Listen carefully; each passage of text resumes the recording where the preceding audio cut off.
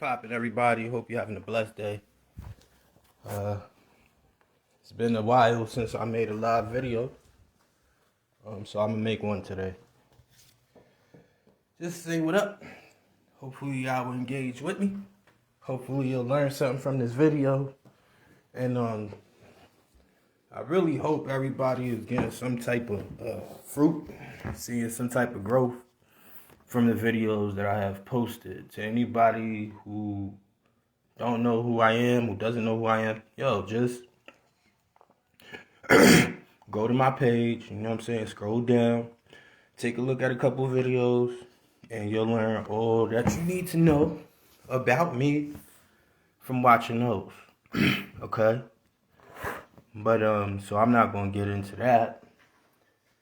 I just want to say, first of all, thank you to everybody who been supporting, who been engaging, who been spreading my music around. It's been really crazy. We did like 4,000, probably 5,000 plays now just on Instagram alone. YouTube still climbing, Spotify is pretty good. And I just never thought, I put my all into my music and my craft. I take it very serious. But this is the first time I actually put out a body of work for the masses to enjoy and listen to. And I hope you guys are. But I never thought it would go that far. I mean, come on, we almost have 5,000 views. It's crazy, you know what I'm saying? But we got the next project on the way. So let me get into today's topic. I probably have a few things I need to address and want to address, a few things I want to say. So just like I do every other live, I'm going to say a quick prayer. I'm going to get right into the message for today. All right, Father God, in the name of Jesus, I pray that you will cover this message in your precious blood. Holy Spirit, I pray that you would increase you and decrease me right now as I come forth with this. I pray that you would just help me by your divine power to get through this word. In Jesus' name I pray. Amen. Okay, so you know how I do it, y'all. I bring it to you straight. Straight talk, no chaser. Okay? So I want to talk about a multiplicity of things, but I don't want to hold y'all long, number one. Number two, I'm not trying to be on the camera forever either. All right, see me standing in the crib. I got a hat on. I'm always cold. Please don't ask no questions. So today I want to talk about forgiveness, yo. All right? And let me tell you a little bit of backstory about my life, about anybody who doesn't know, anybody who might be a bit interested, or just for the sake of this video, it's necessary that we go back a little bit. So let me sit down. Let me talk to y'all for a few minutes. So forgiveness has always been something that's been very, very... Check out the pup. Louis Spaghetti, everybody. So, yeah, come on. Yep, little pup. It's not my dog, you know what I mean? But he loves me, so it's all the same. Yo, so check it out. I'm going to talk to y'all about forgiveness today, okay? Now, for me, forgiveness was never something I was willing to do. Ever. You know what I'm saying? I never wanted to forgive nobody. You know what I'm saying? Because I feel like I felt like the injustices dealt out to me, even as a little kid, like I was thrusted into a lot of situations that kids can't handle. You know what I'm saying? So you see me 30 some odd years old, but if you listen to a couple of my videos and you give it a second, I think you'll realize what everybody else has begun to realize. I've been afforded a lot of wisdom from the Most High. You know what I'm saying? The wisdom I got from the Most High, it wasn't due to privilege. It wasn't because I was so much greater than anybody else. It wasn't because of that. The situations that I was thrusted into, called for wisdom. Because there's no way that a young man or a young lady or a little boy or a little girl could even survive in that type of environment in those systems and through those circumstances unless you have divine help, you know what I'm saying, from on high. In my case, the Lord, he was here with me before I even knew him, before I even knew of him, before he was even a passing thought in my mind. He already had a hedge of protection over me. I give God the glory for that. All right? So, I'm gonna tell you. I told somebody this morning, I was speaking to one of my coaches on the phone. I called her, shared some good news with her or whatever. And I'll share it on this video as well, because it's important. But I essentially told her, you know, we was working on a project. We worked pretty closely with one another. And we've been at this right here for like 3 months or so. In the midst of that, I went through a lot of changes. Moved back home to become a caregiver for my parents. Left the house. Got laid off. Started a new project. A whole bunch of stuff. So in the midst of that, God is still working and the devil's still busy. Alright? So it's definitely been a faith fight. You know what I mean? It's been a faith fight. Alright? So, forgiveness.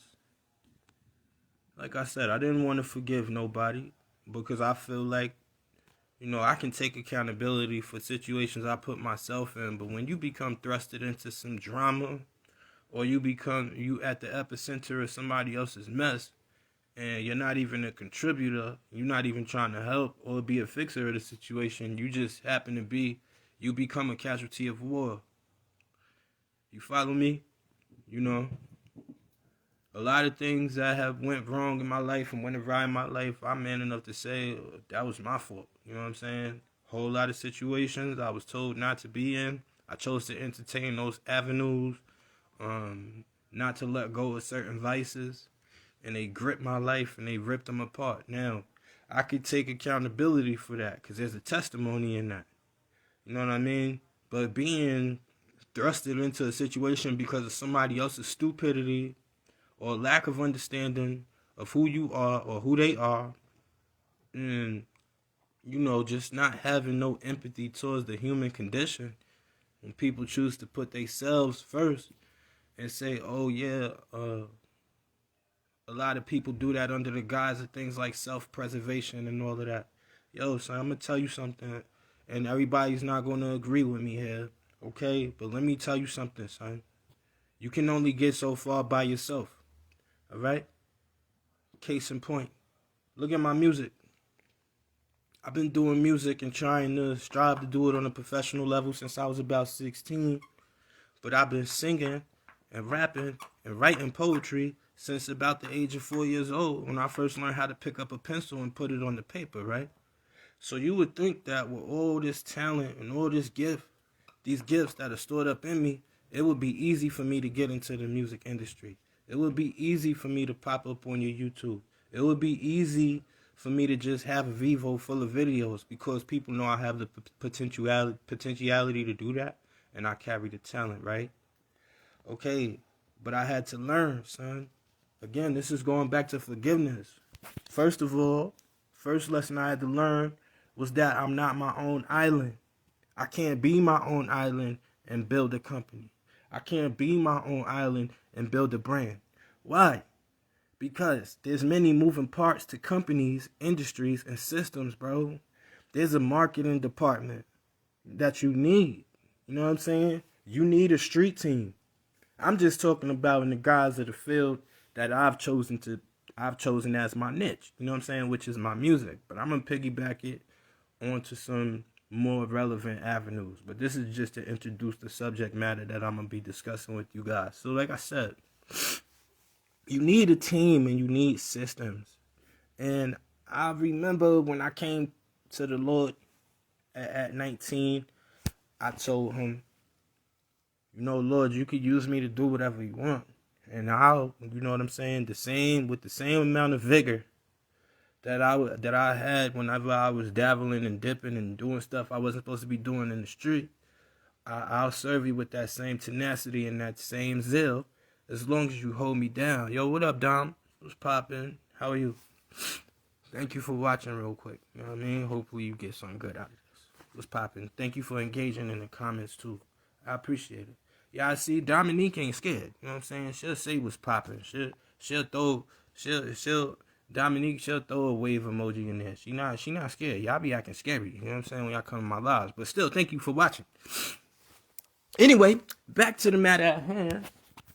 This cutie pie right here. My guy. Yo, so back to the matter at hand. We discussing forgiveness, right? Okay, like I said, it's things that we have all done. You know what I'm saying? If we are honest, bro, where we have gotten people in situations they didn't need to be involved in. We got ourselves in the situations that we didn't need to be involved in. And I would say, let me just point to me, because I don't want y'all getting mad and all of that, but I don't care if you do. You know what I'm saying? You try to find other scapegoats to the situation. You try to find the reason or a crux for it. You know what I'm saying? You just try to justify and defend these decisions. You know what I'm saying? Because what you're trying to do, you want to save face, right? You don't want nobody looking at you funny style. You know what I mean? And so for a long time, that's what I did. You know what I mean? I hurt a lot of people by doing that, but ultimately, the most damage that I did happened to be on myself. You know what I'm saying? Because each time you lie, or each time you choose to be bitter instead of practicing forgiveness, bro, that hole in your heart gets bigger and bigger. You know what I mean? And next thing you know, I was walking around with a wounded spirit. You know what happened? Fast forward, I started looking at everybody as if they was the one individual or two individuals, three individuals, however many. I looked at everybody and lumped them into the same group, saying that they had the same typology and personality of the people who did me harm. Okay? I adopted this as a mechanism for my survival. Do you understand me? Because it does have a lot to do with the way I came up as a young man. You know what I'm saying? Maybe some of y'all can relate, maybe not. You know what I mean? My parents told me, be the best. You know what I mean? Don't trust nobody. Everybody out here to use you. Everybody trying to clip your wings. Don't nobody want to see you fly like that. You know what I mean? And you flap too much. And so, you know, this in turn, you know what I'm saying? Just trying to listen to wisdom, and they taught me as good as they know. I'm pretty sure they didn't mean to harm me and arming me with that type of advice. They didn't mean for it to do me harm. You know what I'm saying? It was just doing something and telling, you know, putting me on game, like, watch yourself out here. You know what I mean? Because they knew the level of naivety that existed in me. They my parents. You know what I'm saying? So they seen how much exposure I had to the world and everything like that. So I think in their best efforts to tell me what I needed to do, that's what they said, okay? But when you coming from a background where you are a quote-unquote disabled kid, you know what I'm saying? You coming from an environment in a place where you don't have much, you're not exposed to much, you know what I'm saying? You will be prone to more destructive behaviors. You know what I mean? A lot of people say, yo, I'm just a product of my environment. Well, in this case, I was a product of my environment. But I'm going to tell y'all how God flipped that, okay? And it wasn't easy. But ain't nobody else going to get on here and tell you that. They're going to keep on giving you this cookie-cutter version of Christianity, making it seem like it's easy to put in time with God, like it's easy to learn. And then people go to God thinking that the information that they received is correct. And then when they see how much there is to being a Christian, being a believer, following the Bible, and trying to put your trust in God, when they are handed or thrusted into difficult situations, they don't know how to handle the level of persecution that they under, so they fold. You know what I'm saying? And then what happens is people start playing telephone, and then they tell a friend to tell a friend to tell a friend. Now it's even harder for you to compel people to get with Christ. At least that's how it's been in my experience. So I figure the only way I'll be able to minister effectively is if I be man enough to dig in my heart and search my soul and tell y'all piece by piece how God helped me make every play like a football player. You know what I'm saying? I'll tell y'all every play. I'll tell y'all how God taught me to forgive. And I may take you to the Bible.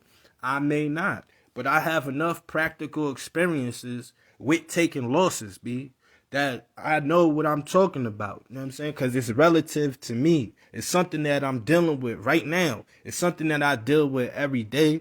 So, scripture is not really needed in this particular instance. And a lot of things I say don't even have nothing to do with the Bible. It's just common sense and practicality. You know what I'm saying? But people want to ignore that because they don't want to admit that they didn't use common sense. And when you don't use common sense, you look like a common idiot. You know what I'm saying? You look like a village idiot. Who wants to admit that they're wrong? Nobody. You know what I'm saying? I'm just telling the truth.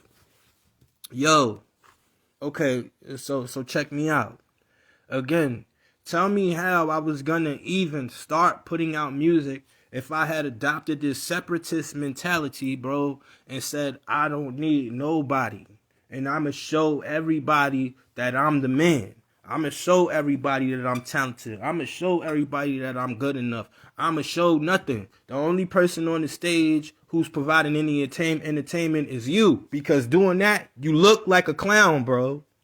You look like a clown. You look like a clout chaser. You look like you have an ego problem. And you look like your pride needs to be chopped down the sides, son. Now, mind you, I'm talking about me. I'm not talking about nobody else. I'm talking about me. Take it however it resonates. You feel me? But I'm talking about me. Okay, so you have to know that my interpersonal skills with people were lacking. I don't want you to think that I just got on here and this all happened for me overnight. Okay, do you understand? I don't want you under that misconception. I want you to know that God put me through hell to attain this position in my life, to get this degree of peace. You know what I'm saying? Even the vocabulary and the vernacular in which I speak with. You know what I mean? A lot of people tell me I'm an eloquent speaker, I'm a good orator, and I'm a good writer, bro. That's because I've been in bad situations. I've been in bad situations. And a lot of times, we don't really know how something feels until we in it. Fortunately enough, I was exposed to a lot of these things when I was just a kid. And every time something happened to me, I said to myself, I made a vow, I'm not going to do that to nobody else. Okay? But as I got older, again, with this separation, isolated mentality, you start thinking that everybody is your enemy, bro. And unless God comes in and teaches you discernment, you are going to become a villain, or you're going to end up being vilified. Either way, you're going to be the bad guy in that situation. And you may just be acting erratically to try to protect yourself. Okay? I would even attribute that to the rise in the crime rate. You know what I mean? Psychological health and mental health is basically something that's almost frowned upon, and it's not talked about in our community. I'm going to discuss how I feel about it just a little bit now. Just a little, not a lot. Just a little bit. You know what I'm saying? Because I don't want to bore y'all with my dialogue. But honestly, having this mentality, at first, I thought it was helping me because it gave me the courage, it gave me the will, and it gave me the tenacity to continue to push, you see? But my premise was wrong. My premise had nothing to do with anything except ego. You know what I'm saying? And when you get an ego, what did I tell y'all that means? You ease God out of your situation, because why? You get the big head. And you start forgetting he's the man in charge. And you supposed to be doing the plays. He's the coach. He going to tell you the exact play you need to run to make it into the end zone and to get that touchdown. What if I just get the football and I start running this way, that way, this way, that way? Now I'm offsides, mad penalties, and I got the other team a point. How many times did that happen in our lives, y'all? How many times did we think that something was, going right, and we thought it was going to be our moment, we was going to shine, and it was going to be our moment in the sun. And right when we thought we was going to get there, something happened to hit us with the razzle-dazzle and spin us back around. Now we're not even back to square one. We're at square -0. Why? Because of the foundation was wrong. My foundation promoted an attitude of revenge. I'm going to get them back for that. I'm not waiting for karma. I'm going to take care of that. Right? You don't want to wait for karma, so you think you going to dole out justice, Ghost Rider. What you think this is, bro? That's a recipe for disaster. Take it from somebody who knows. So, now mind you, that same trauma bond that started and developed when I was just a child at the age of 4 years old, that's the same trauma bond that been super active in my life right now. But luckily, God is a licensed therapist. Amen. I stays on the couch. I stays on the couch with that man. What do I mean by that? I stay on the couch as far as being in prayer. I stay on the couch trying to stay sharp with that word. And not only that, I try to give it to others. I miss you too, every day. Word up. Yo. So I try to give it to others every day, including this little guy. That's why you can't get away from me, man. Yo. So, again, I thought that having that attitude was serving me right. Why? Because, let me tell you, American culture and society in the Western world promotes an attitude of selfishness, bro. So it tells you, step on their necks and get to the top and then be the man. And then after that, you accomplish the American dream. I think the American dream promotes selfishness. And isn't that something that we all want? You know what I mean? That's what we all taught. Oh, come to America. You could live your dreams. This is the place where dreams come true. They make it seem like Disney World. And then you get off the boat, hop out the plane, cross the border, however you do, swim across, no offense, blah, blah, blah. And you get here and you realize, yeah, you could grind and you can make it. But I'm going to have to grind just as much as the have-nots. Because I thought being in America was automatically going to put me on the upper echelon. And I was going to have access to the bourgeoisie. Now I see, bro, it ain't like that. A lot of immigrants realize that stark reality who put down African Americans who come from places in the African diaspora like the Virgin Islands, the Caymans, Jamaica, Africa, and different places in Africa. Most of them look down on African Americans. Why? Because the stereotypes perpetuated about us all throughout the media on the world stage, we have been made to look like clowns. So that's what they think it is. Then they get here and they realize, hey, these African Americans aren't so bad after all. I mean, yo, if they tried me like they tried them and put my people in chains and treated them like cattle, I might be liable to knock your head off too. But I just want to ask a question. Why does it take for somebody to come over here and realize the experience and put their feet in it to realize how bad it is? Why can't you just take my word for it, bro? Like, just take my word for it next time. Don't be evil Knievel. Oh, I gotta go see for myself.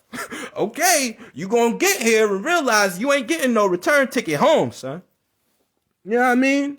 I met a lot of people in America who raised their kids in from the islands, who raised their kids in America strictly for the opportunity. As soon as their kids turned 18, 19, or aged out, they went right back home to the island. Because they started realizing, yo, the American dream is a nightmare if you ain't got the complexion for the protection. So that ain't even right. And then what happens is they forget about their culture, forget about their community, and they don't take their culture and spread it abroad. They adopt the Western culture. So now don't nobody like nobody. Everybody hate everybody, and everybody want to get back at everybody. But really, you just scared. This was my situation, son. I was scared. If you don't have a teacher and you don't have a father figure, an uncle, a teacher, an auntie, and everybody automatically labels you one thing, son. I was labeled one thing. I ain't scared to talk about it because I'm not afraid to show that I'm an intelligent human being, but people labeled me as retarded. So when you get labeled as the retarded kid, I'm talking about it. Why? Why not? You know what I'm saying? Because ain't none of y'all going to come up to my face and say that. So it doesn't even matter. You know what I'm saying? And a lot of y'all who have said jokes and cracked on me in the past, y'all can't even read. But I'm not even going to go there. I'm not even going to go there. But I will break down the word retard. That means to make slow. Okay?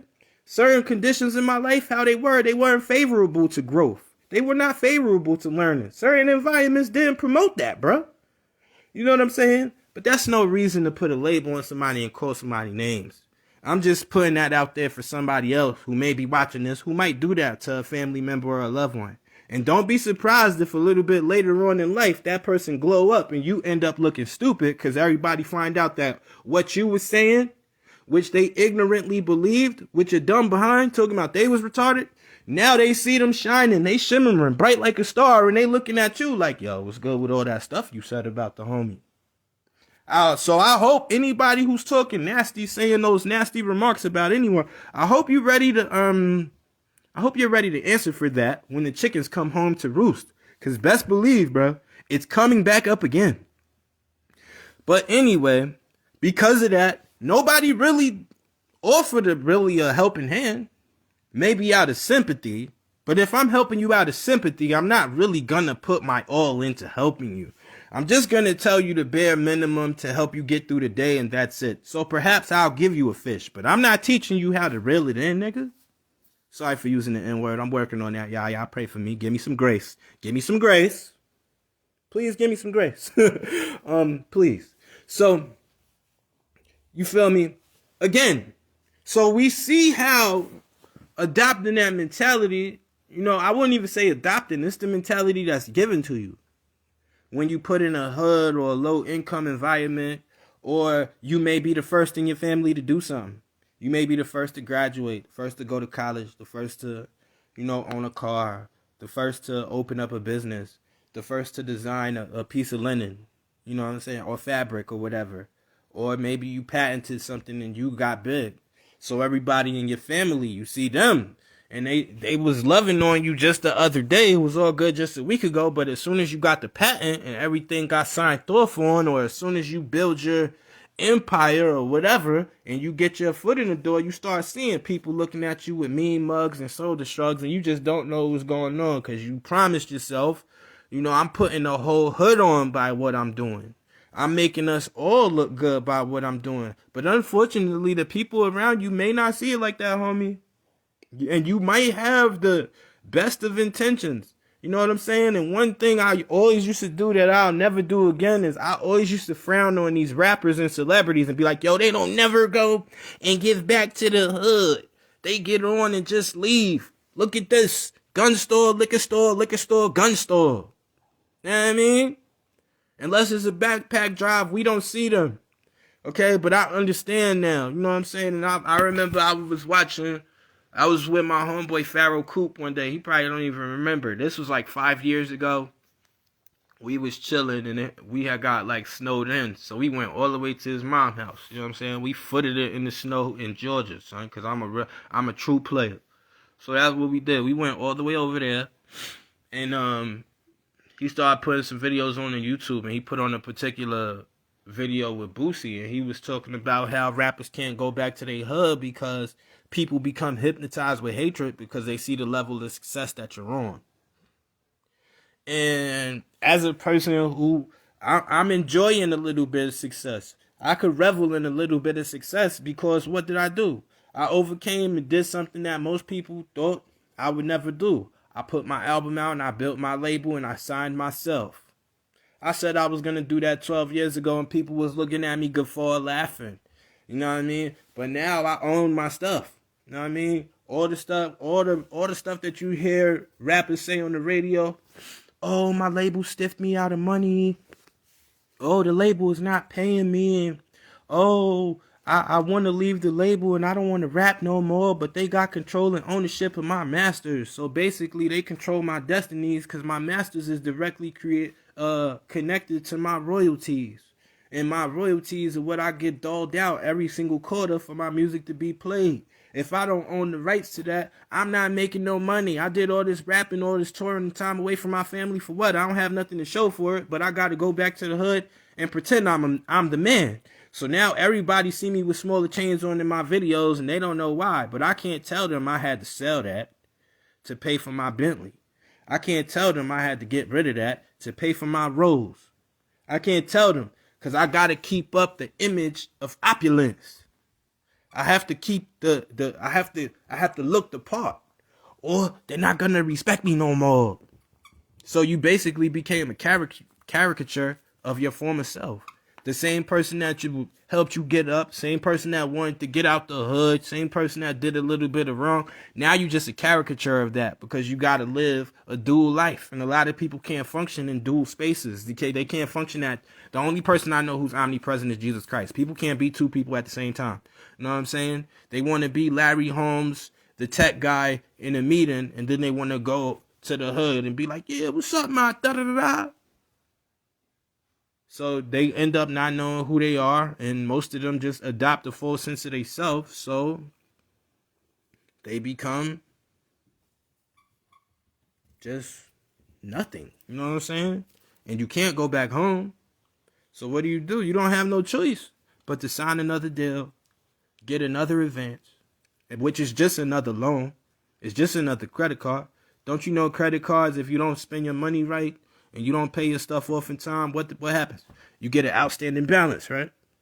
That's what happened to Meek Mill. Now he claiming the label didn't make no money, didn't give him no money. You lying. How you get that Wraith with the stars in the roof? Where you get that money from, Meek? The label had to give you something.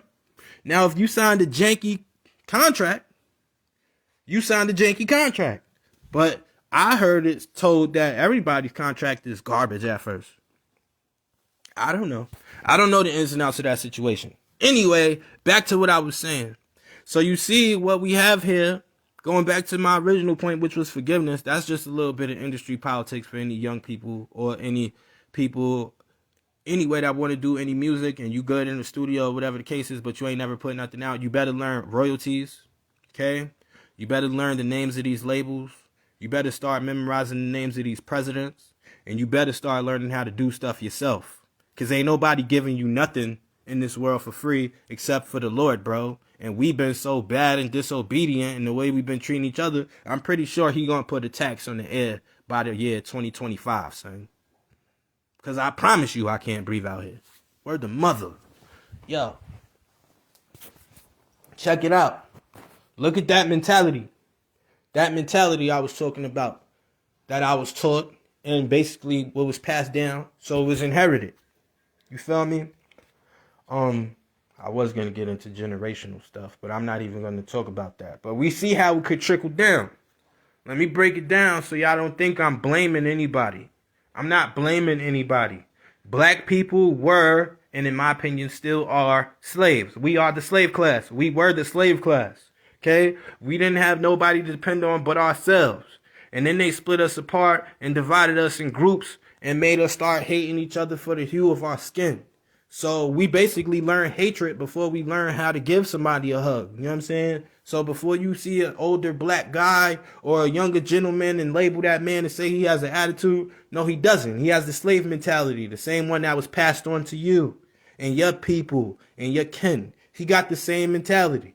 Don't label him now because he look erratic and out of control, because I'm pretty sure back in the day, if some of these older people who keep on trying to label our kids as bad and problematic, if they could get their hands on a 9mm back then, they would have did it. And they would have shot everything up. Because anger is not something to be played with. And somebody's life is not to be rifled with. And as a young man who really didn't have the support of my father until basically now, I know how it is when you feel like you're growing up fatherless, bro. And you got to be a man, you got to be responsible, and you see the men around you, you see some of them came to nothing. So what happens is you look to the ballers. That's why we have so many rappers now. They wanted to emulate that flashy, swaggy style from the 80s, from Big Daddy Kane, Rakim, Slick Rick, and all of that. And some of it has been very, very good. You know what I'm saying? And beneficial to our culture. Now we lead the world. We set the trends. A dance is not cool unless we say it cool. It's cool. A word is not cool unless we make it up. You feel me? Something is not trendy until we make it trendy. We run the world. And I'm talking about black people. Our culture controls the culture of the world. That's why every other culture of people tries to keep looking down on us so that we can feel like we don't have anything to celebrate. But we built this. So stop asking them for reparations. I don't understand. So many topics I want to cover. I see myself getting all over the place. Let me get back to the original thought. It's like, so I had to learn the ins and outs and the isms, and I learned quickly, probably into my third year doing music by myself. I had finally put out a project by myself, some little record on SoundCloud or whatever the case is. It wasn't mixed down right, it wasn't mastered properly, but I had done it. And I felt like I achieved it. You know what I'm saying? But then, at that point, I accomplished the goal, right? I made an album. Put it out on a small platform, did it all by myself. I should be saying, oh, kudos to me, congratulations, I did it. But I started realizing if I want to get this song even close to radio, this song is going to have to be mastered. If I want to get this song, even though it's a good tune, it's a tough tune, you know what I mean? People moving, they vibing to it, even though it's a tough tune and all that stuff. What you have to understand is, bro, there's a certain degree of professionalism that has to grow and go into my music. So that would mean now I have to talk to producers. I made every beat by myself so nobody would bother me. I don't know how to talk to nobody without being rude. Now, what's the root? Forgiveness is the root, son. Forgiveness is the root. I ain't never forgive. I adopted this nature where I'm walking around angry and I lied to myself because I achieved a little bit. Now I think that my anger is the reason for my success. Now I'm trying to be a baby Goku going Super Saiyan on everybody, and everybody's looking, trying to listen to the song, wondering why I'm so damn upset. Have you ever been there? Have you ever been there? Amen? You know what I'm saying? Because it's not a game, son. Because it's like, we have to unlearn some of the things that was taught to us. We have to unlearn that. It's okay if somebody teaches you something because they thought it was right.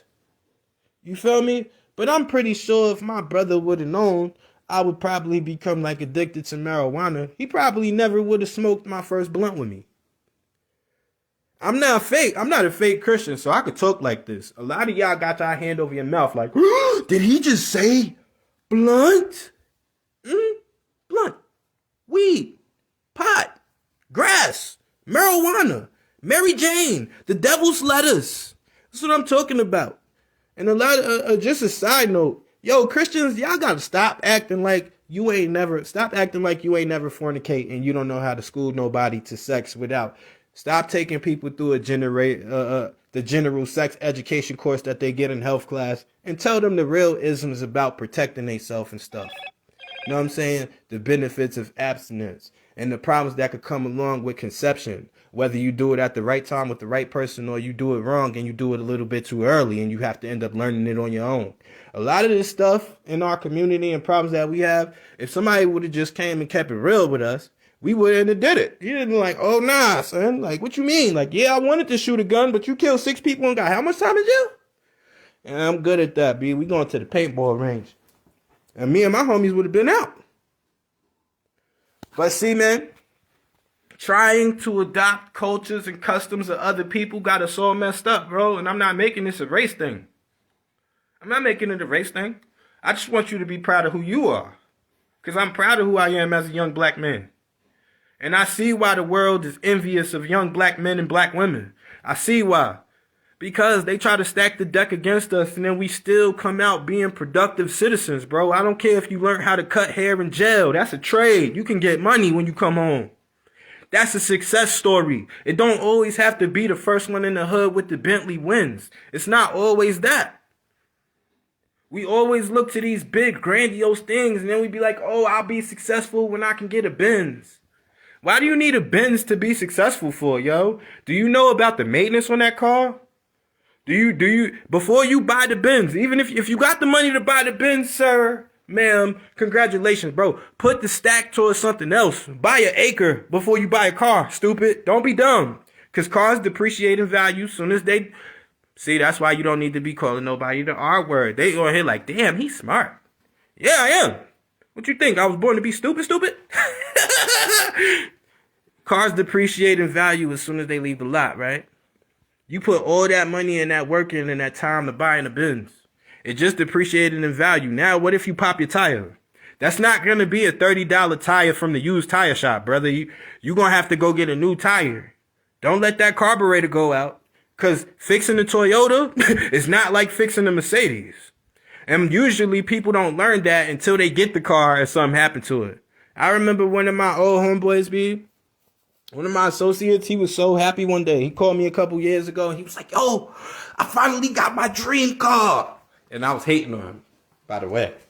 But I told him, yo, I want to hear this story and God bless you. But I just want you to know I'm hating right now. You know what I mean? Like, so what happened? You know what I mean? Just so I don't be salty later, I had to get it off my chest. Hold on. Mud.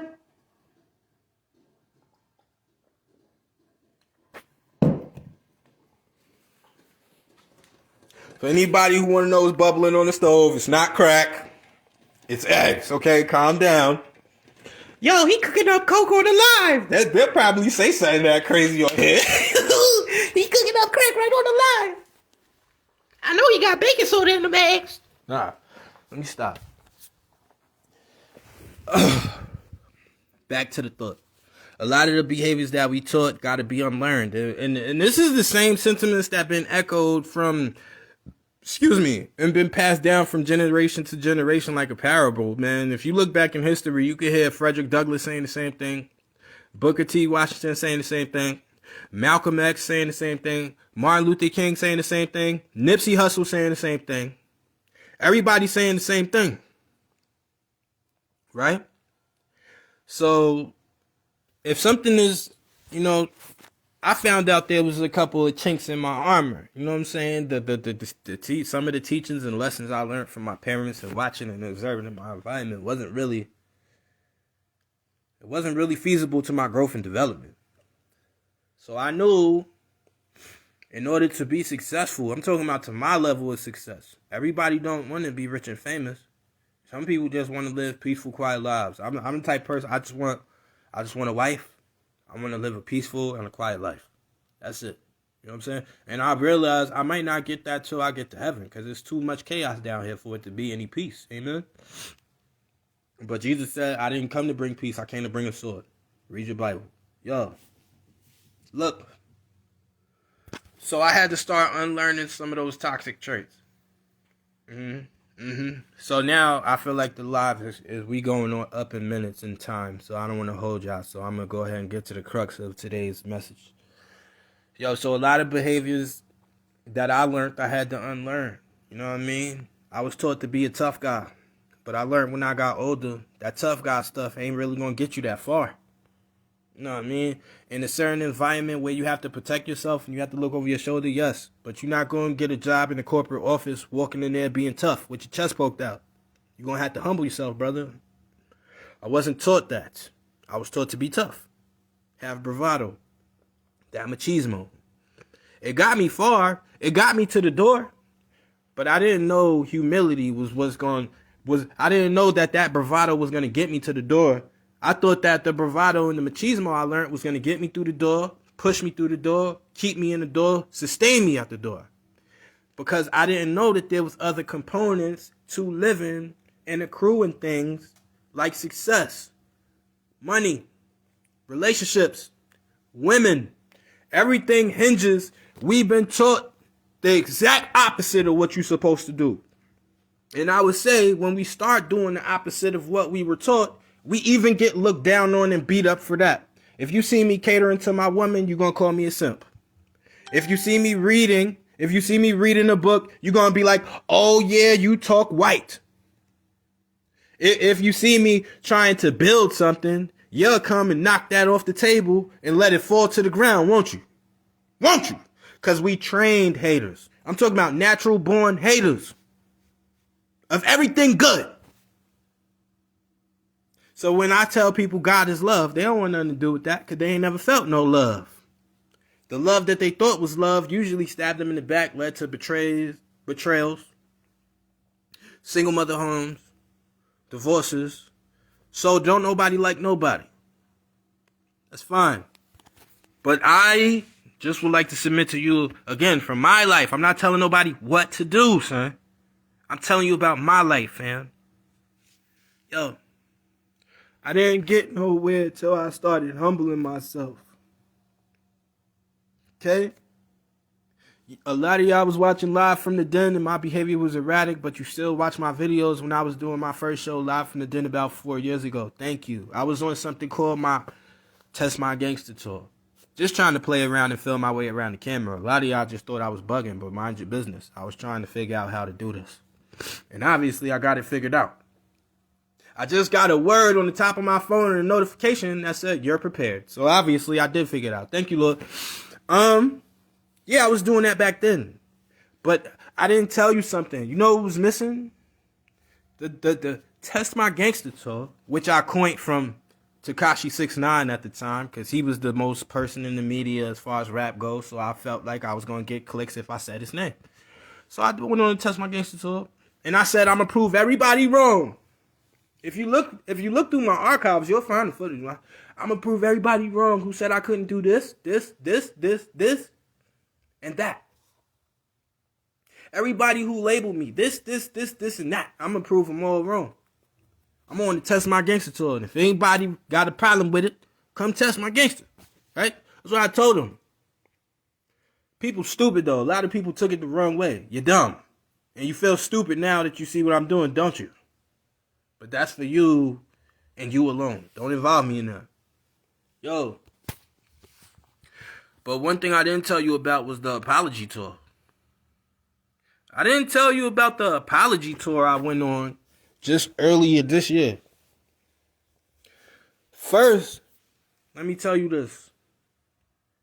Boy, I remember I got on the ground one day when I was still at my house, and I was just overwhelmed. Things was all right, but spiritually, I felt overwhelmed. I wasn't talking to my family. You know, I missed them, but then I hated them, so like, I don't want to miss you because I hate you type deal. So it was a lot of Dr. Jekyll and Mr. Hyde going on then, you know what I'm saying? And I just needed time away from my family, you feel me? A lot of our households are very toxic and we don't want to say anything. Like it's not bleeding out and like the people in the public can't see that. Ain't nobody stupid, yo. Ain't nobody stupid, yo. People be knowing more than you think, bro. It's people out here who did others so dirty and they out here trying to do a little clean their name up and all of that and get right. You're not going to be able to get back right because you thought nobody saw you and everybody was watching you the whole time. And you thought you was going to get away with it, didn't you? If it wasn't for those pesky kids. Yo, so I would have got away with it too if it wasn't for you meddling kids. You thought you was going to be Scooby-Doo. Don't you know the villain always get the mask off at the end? Everybody know you did it. You better go on an apology tour. You better go on an apology tour. Don't nobody out here in this community gotta ever wonder, is it true Mike Jones used to smoke until he collapsed? Is it true that he smoked until his skull cracked? He really had that much weed? Is it true that he was so high that he started flapping his arms and he looked up and saw God? Yes, it's true. It's true. It's bleak true. Because once you start getting that forgiveness in you, you don't mind talking about your past. The spirit of shame is not covering my past. It's not cloaking my present, and it's not going into the future with me. So there ain't no shame in my game. Ain't no thing but a stain. God said I was not guilty of all them charges. I heard this young lady say, man, next time somebody come to you and try to bring up your past, look at them straight in their eye and tell them, Jesus dropped them charges. Jesus dropped them charges. Who are you? I'm glad you wasn't in the jury box when he made this selection. Boy, you might have been the only one in that mug. Hey, guilty. He's guilty. He's guilty. She's guilty. You know what I'm saying? You probably would have been the only one. But anyway, nobody told y'all about the apology tour. Okay? And I'm going to tell y'all, bro, what I'm telling y'all, this afflicted me for years. All the way up until last summer. So please, take heed to what I'm saying. I mean, I know it's probably entertaining. I know it's enlightening. You know what I'm saying? But please, don't hear me. Listen. And there's a difference between hearing somebody and listening, bro. I keep telling people that. Yo, listen to me. I need a second because I got to breathe. I'm not trying to start. I don't like getting choked up on my lives, but if it happens, it happens. You know, that comes with being a real one. So give me a second. Let me control my breathing because this is really hard for me to talk about. Yo, as I said, I hated my family. And I mean, people say hate is a strong word. You shouldn't say that. Yes, you should. If you feel like that, let it be known. If you got a problem with somebody, you go press that man and let them know you got a problem. If it's able to be discussed and you can handle the dispute where it don't got to get down to no fisticuffs or no guns, God bless you. You know what I'm saying? But if there's a problem, I'm going to confront it. So my family knew how I felt. I mean, but when I say hate, I know that's strong. I didn't hate them per se. I didn't like the way that, you know what I'm saying, they looked at me. You know what I mean? I don't think that they saw me as valuable. I don't think that they saw me as what I am today. I don't think that they thought I was going to get here. I don't. Absolutely not. You know what I'm saying? But, I mean, look. How long am I going to go holding this grudge? How long? Because how many of y'all, when you was 18, you was like, oh, I can't wait to be away from my family. Some of y'all so stupid, y'all was like, oh, I want to be emancipated from my parents. I hate them. And then you turn 18. You turn 18 and 19. Everybody, I don't answer my phone when I'm live. I'm sorry. I promise I'll get back to you as soon as I'm finished and I'll wrap this up. Yo, what was I saying before my phone started ringing?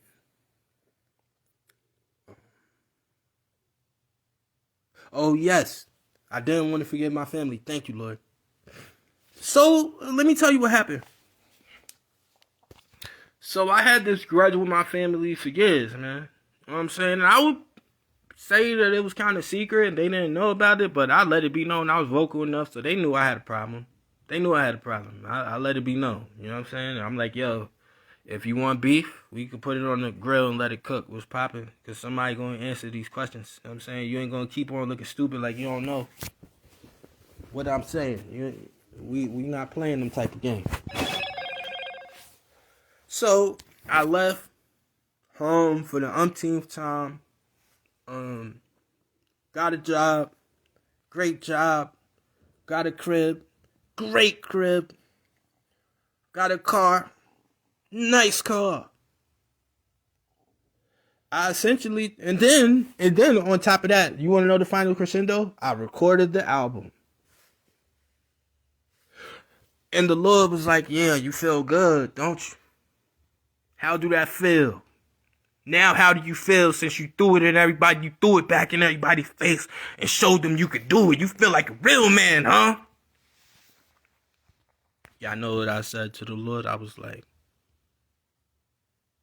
the only thing that this showed me, this whole process, is that I have a problem with pride. And the other thing that this process showed me is I need my family, yo. I need my family. I need them. I don't like them, Lord. I don't like them. And you know what the Lord said? But you love them, though. And that's all that matters. You love them. So I didn't know what to do after that. You know what I'm saying? Because I didn't burn my bridge with my family, but I didn't really want to, hey, what's poppin'? I didn't really want to do that. I'm just going to be honest with you. But it got to the point where I was trying to go to sleep at night. You feel me? In my house.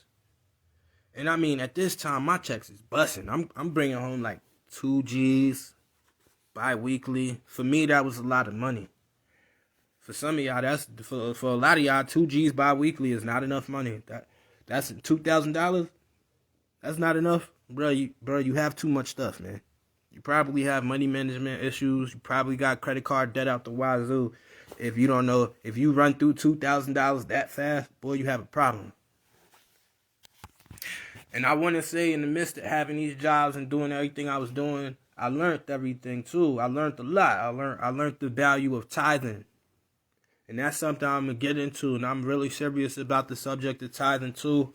I think I'm going to do a separate video on that if the Lord allows. And I'm going to tell y'all the mystery of the tithe. And I'm going to let y'all know why it's important so y'all can stop listening to these dummies that be talking about, oh yeah, you don't have to tithe no more. Jesus paid it all. Jesus paid it all, so you ain't got to put nothing in there. That's why your life messed up, man. Listening to these idiots, man. Pay your tithes, bro. How you can't? Okay, you may argue with me and tell me, oh, I can't pay my tithes because I don't have enough money. If you have $10, I just want to educate you if you don't know. If you have $10, do you know God is only asking for $1? He's only asking. You can't give God $1. $1 out of $10, you still gonna have 9. And if you stop thinking about the money and the amount of money, you will be able to give, stupid. Or you think God trying to be great? You think all these preachers is hotep hustlers? I see a lot of people. Oh, I'm not putting no money in that pot because I know that pastor. I know how he got that Bentley. Yeah, from hard work, dedication, and sacrifice, bro. He was up praying for your dumb behind. That's how he got the Bentley. Everybody didn't cheat their way to the top. You know what I'm saying? And that's something that makes me very, very angry as well. People using that excuse, talking about the pastor using all the church's money just so you don't have to go to church. Don't you know, don't nobody care if you go to church or not? That's for you. But if you come around me, sincere, and you see me getting blessed, boy, you better not put your nose up in the air at me like you can smell what the rock is cooking. You better not. You better not. Because one thing is for sure, two things is for certain. I told everybody how I got mine. I said, God did it. I'm not responsible for none of this. And I still deal with people looking at me with that, who do he think he is? Expression on their face. And I'm looking at them like, I don't have to think I'm nobody. I know who I am. Kudos to you for finding out that you still need to find yourself. Anyway, I learned how to tithe, learned how to manage my money better, became a better steward, became a little bit skilled in the kitchen, started cooking, you know what I'm saying? And on the outside, it was just a presentation. Like if you would have looked at me then, you would have been like, look at how big his house is. Surely he made it. Look at how clean his car is.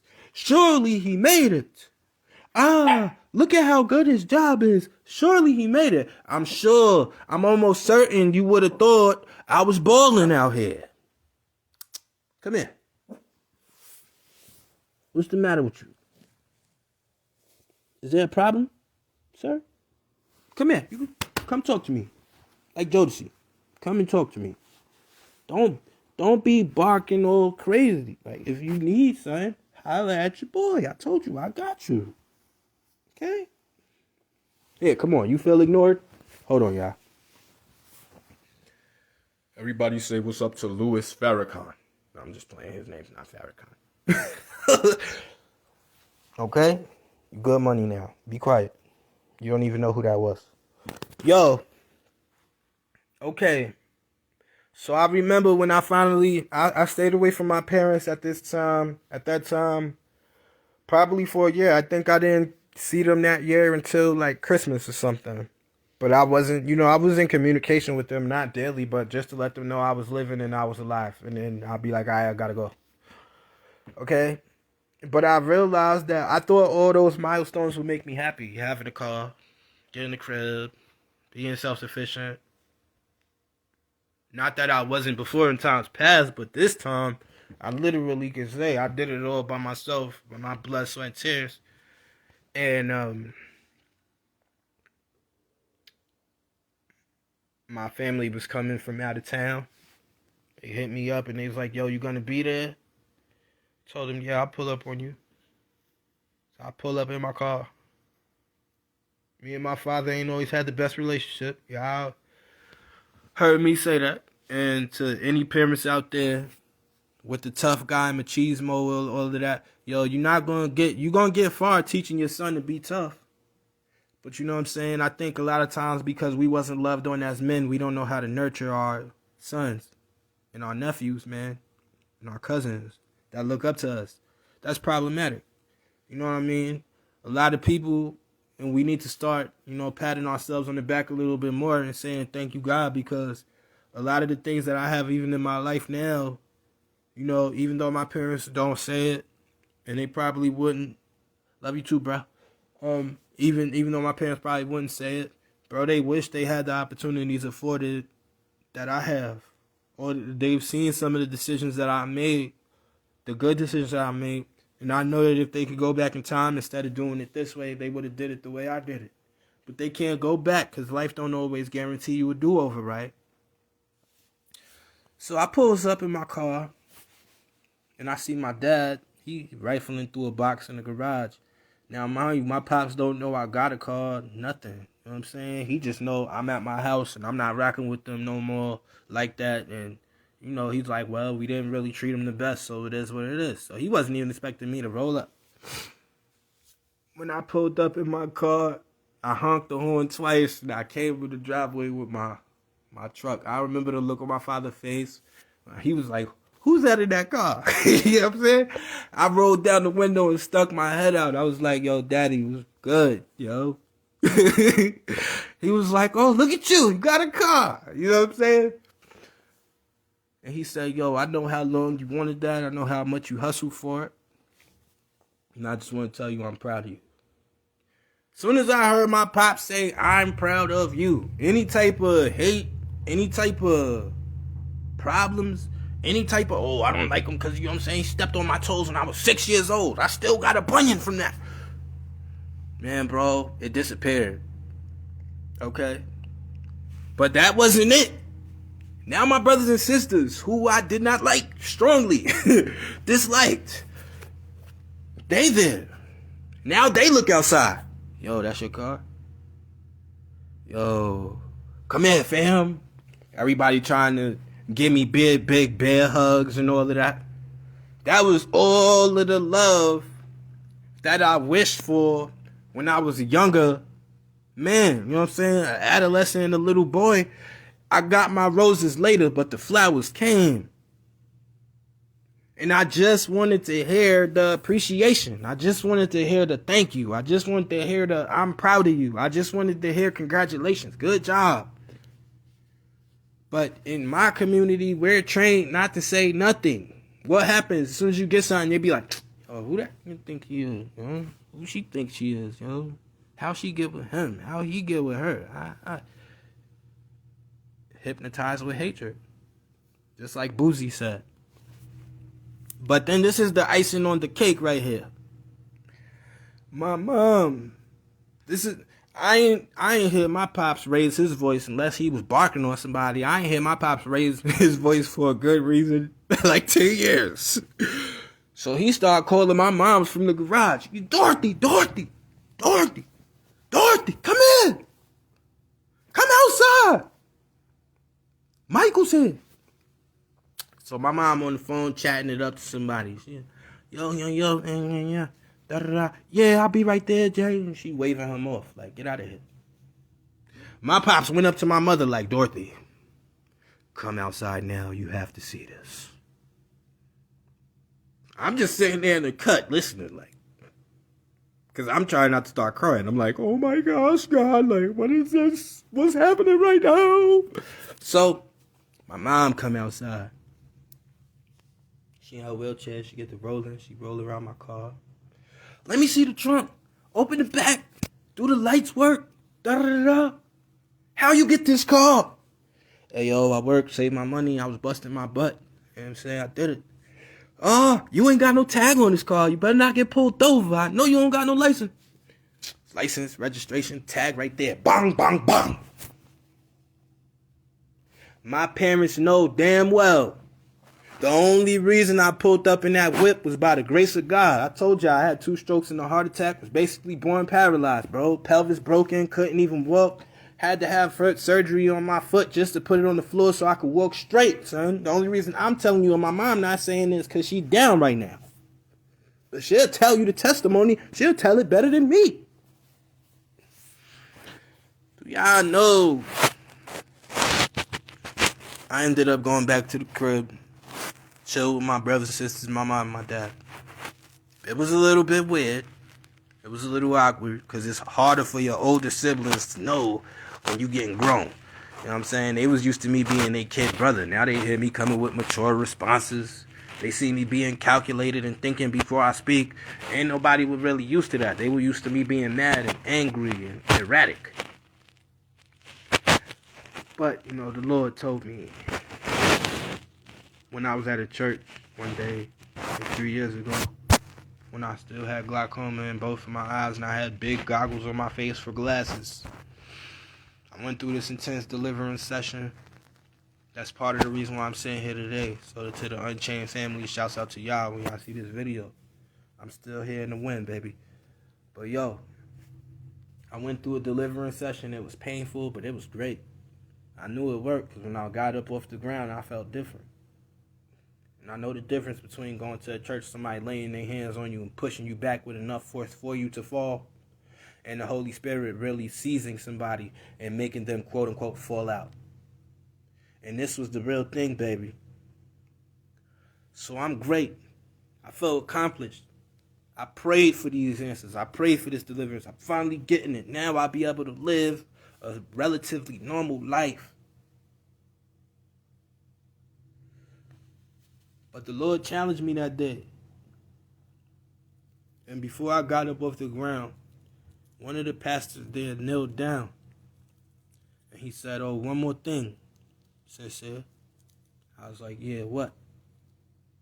He said, you gotta forgive your family. You gotta forgive your family. And I said to him, I looked right up at him. I said, "Yo, I'm not doing that." Just like that. "Oh, no."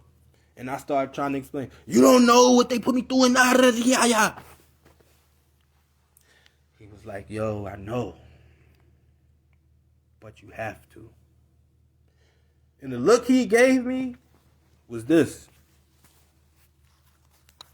You know that stare that people give you? They just like, "Yo, I understand, but you don't have no choice. There's no wiggle room in this." He gave me that look. I struggled for 1.5 years. Argued with God. Fought with this man, son. Why you gonna make me forgive dumb folk? That's not fair to me. It's not fair to me, bro. And I don't even know how to do that. I swear. You don't put nobody through this. You just make me go through all this crap. And I was so angry. I didn't pray for like 3 days. I'm like, yo, I can't believe this man just told me to do that. But I finally did it just this summer. It took me that long. Okay? It took me almost 3 years to do that one, to comply with that one instruction from the Lord. Just that one thing. So when people be trying to make y'all think, "Oh, this happened for me overnight. God blessed me. Now I'm blessed and highly." These people are lying. The Lord made me work through every single difficulty, every single trauma bond. Once I gave God permission and I said, "Lord, I surrender all." Now, that doesn't mean I'm perfect. My quality of life is lower than yours. I'm just able to live and be content with a lower standard of living than you. That's why you think I'm better than you. Because you can never survive in these conditions. That's why you looking at me with envy, distrust, and disgust. Because really, you think I have that separatist, selfish mentality that says I'm better than you. So you automatically gonna look at me like I'm your competition. when you could just be smart and ask me how I got here. Because I will tell you straight up and down, it was nobody but Jesus. Nobody but Jesus. Mom, never met her. Dad, never seen him. I don't even know my parents' names. Do you realize the gravity of that? All of y'all taking y'all parents for granted. Slow up, Chuck. Don't be stupid. You need your mother and your father to do this. And my parents wish they did better by me. They wish. Because they seen, even with all the tumultuous things I went through, living with them under their roof and even having to be associated with them, I still prevailed. But you can prevail. You can overcome by getting degrees, obtaining jobs, wearing titles, becoming a man of many hats, getting an education. All these things are feathers in your cap, and kudos to you. But until you forgive, the only peace that you will have will lie in your achievements. And I want you to know that that peace is temporary and it's fleeting. And you're going to run back and you're going to start developing project after project, job after job, just to get that quick little dopamine hit, like a crackhead. You a crackhead for accomplishment. You a crack accomplisher. That's what you want to be.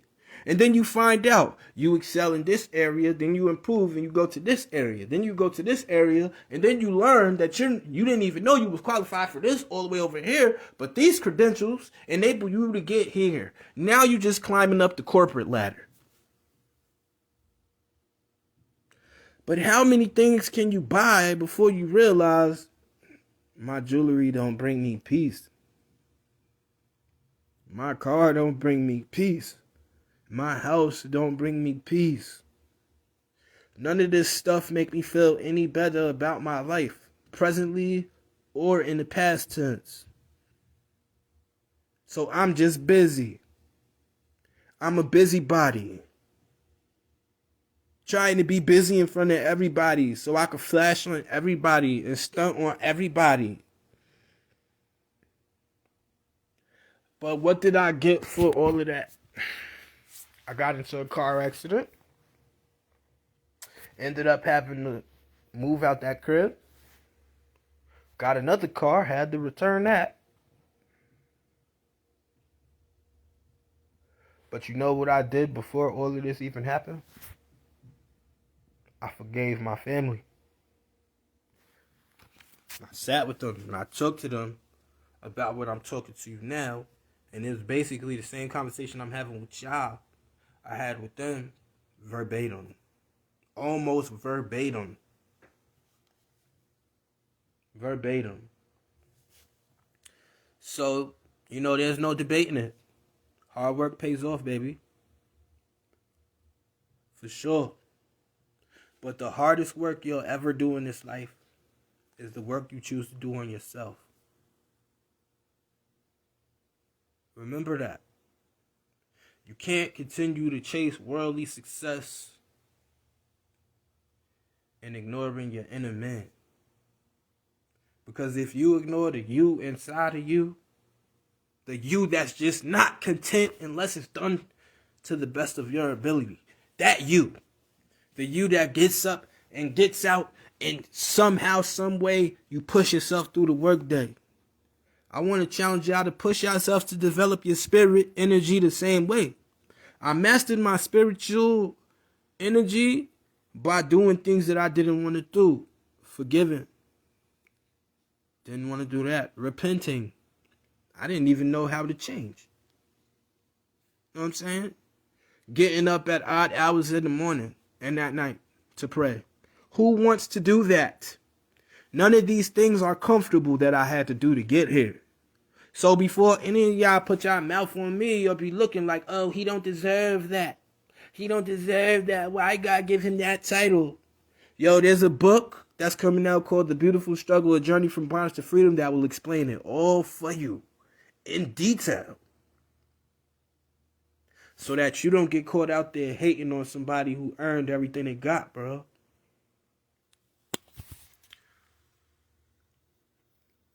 Forgiveness is key. Last point. Yo, and this ties into my message. Listen to me. Do you know when I chose not to get vaccinated and get the jab, everybody told me I made the biggest mistake of my life. Listen to me. They said healthcare, that's your stick. If you don't get the jab and you don't get stuck, you'll never be able to be a nurse. Sin? You'll never be able to be a nurse, sincere. You'll never be able to be an orderly. You'll never be able to work in the medical field again. You have to get this job. Hey,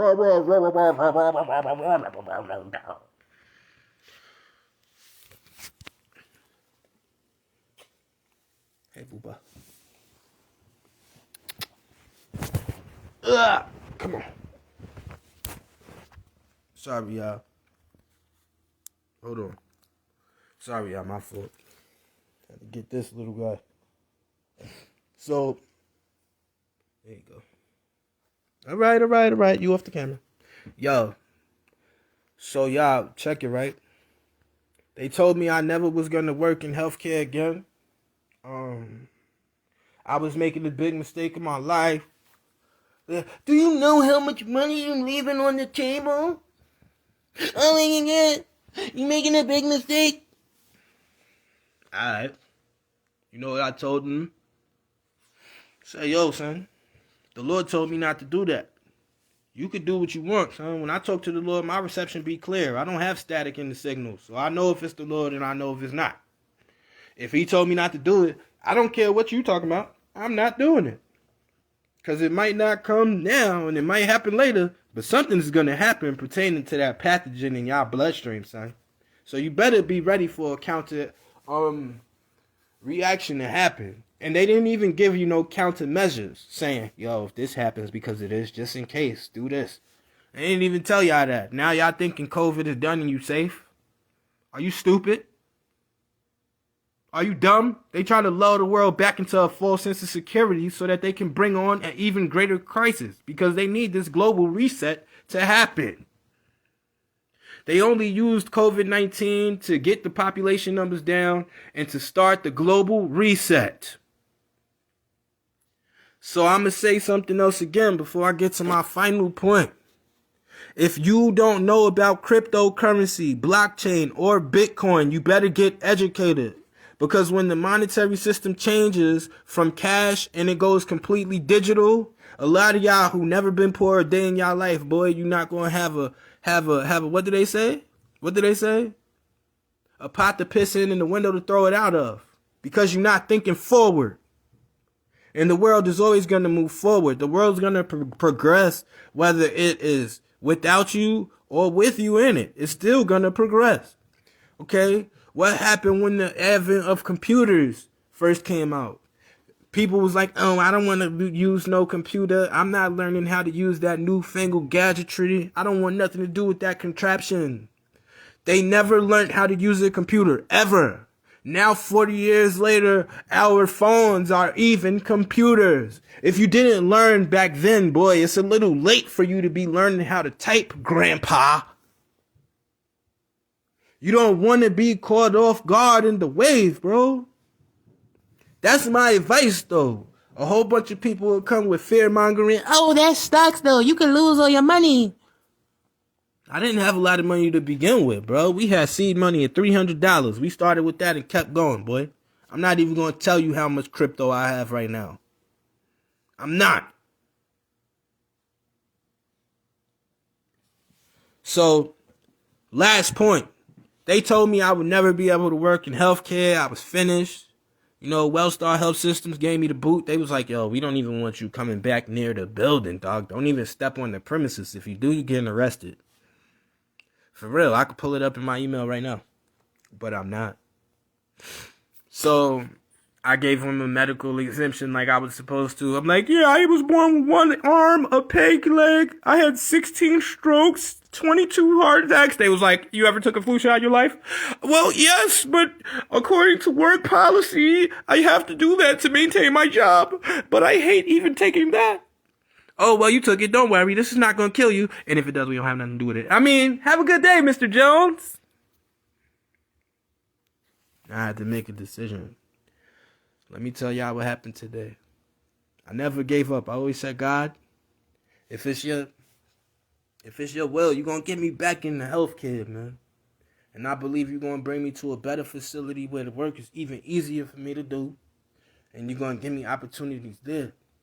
But I'm going to have to be strong enough to wait on you and trust you, Lord. I lost that job months ago, man. Months ago. Do you know today I got hired at another medical facility? And I was the first one at the interview.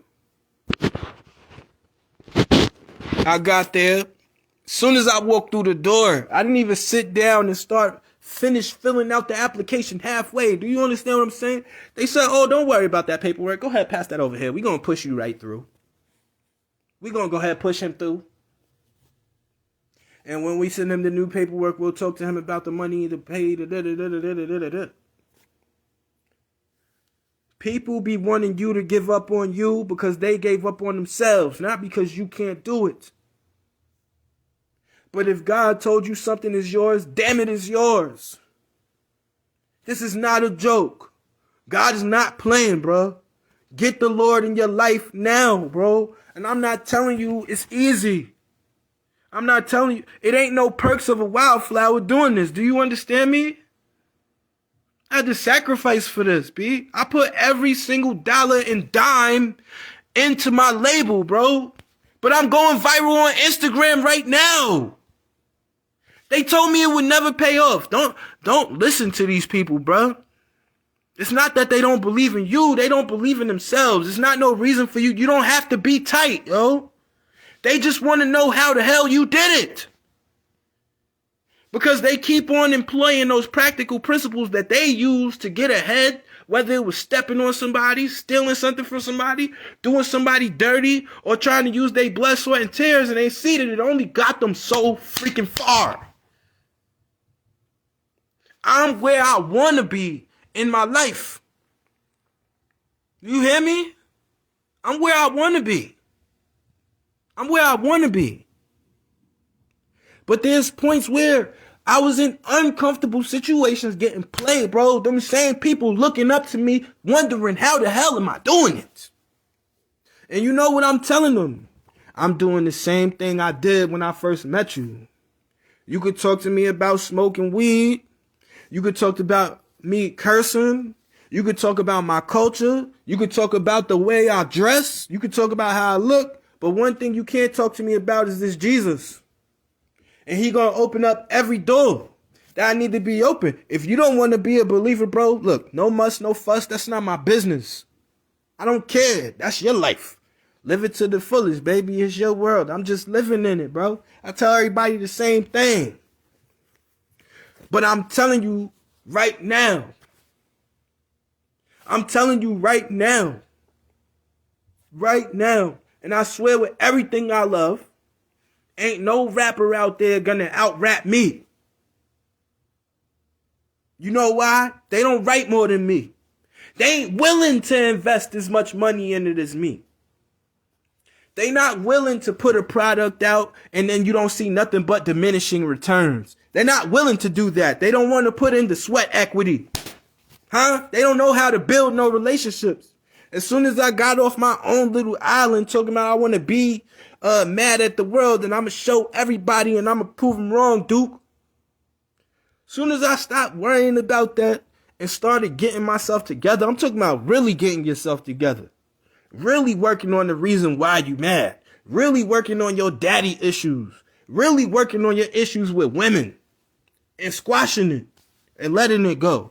When I started doing that, which was not an overnight process, man. It matriculated. It was a slow drip, B. Like an IV in the hospital. Boop, boop, boop. It was slow. I did it. Because I did the work, I'm stepping into the season of reward, bro. I'm telling you, when I didn't get the job, they told me I was done off. I just told you I got hired at another healthcare facility today. I'm telling you. Now, we just got to have another sit down. I got to take a couple of tests. Y'all already know the preliminaries. Drug test, TB test, da-da-da-da. But that's not the point. Forgiveness is what got me here. Not my own dedication and hard work. Because I put in the time with the Lord, He blessed me on the back end.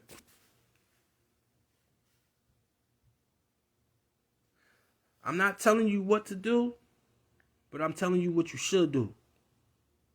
I'm not telling you what to do. I'm just telling you what you should do, son. And if you don't, more power to you. I wish you the very best. And I pray you continue to prosper in every area of your life. But you know, before I get any sideways glances or somebody say something stupid, somebody make a comment out the way concerning me, or before I get to the point where I'm so successful that it overwhelm every hater and make their head pop off, I'm telling you now, I put in the work. I put in the sweat. I built my prayer life. That's how I got here. Because I don't want y'all to think what looks like an overnight success. That's not how it happened. That's not how it goes. And that's not how it's going to be going forward. Everything I want in my life, just like silly, boy. Just like so. All my life I had to fight. And until you do right by me. You know, I had to fight for it and fight hard. My whole point is, like, a lot of times we are our own worst enemy. I'm a victim of self-sabotage. You know, I'm a self-sabotage extraordinaire, boy. I know how to mess up a good opportunity with the best of them. So take it from somebody who knows. I know what I'm talking about. So, you know, forgiveness is essential. If you don't know, you should just try it. If this conversation was too hard for you today, or you feel compelled and you need a little help, if you need somebody to talk to who's going to be unbiased, completely rational, and empathetic to a point, that's not going to judge you, hit my inbox now. Okay? Hit me now. You want some music to ride along in your car with? Go ahead. Type my name in. Sincere Jones. The Beautiful Struggle, The Origin Story is the title of the album. First major project we put out on the label. It's doing really good, as I said, but I need the numbers to keep going up. So make sure y'all buy that, stream that, listen to that, all that. Make sure y'all continue to share these videos. And we're going to come back with some more Power Pack content. You know what I mean? Today's message was deep, but it be like that sometimes. It's been a while since I was in front of the camera. I know I can't see you when I'm staring into cyberspace and I'm talking through the phone, but sincerely, man, I want to tell you from the bottom of my heart, man, I missed y'all. It's been a minute since I came with a message, but you know what I'm saying? I had to sit down with the Lord at His feet and figure some stuff out. You know what I'm saying? I can't just be coming spouting some nonsense. You know what I mean? So y'all be good. I love y'all. Stay blessed. If it's the Lord's will, we're going to get this next project percolating.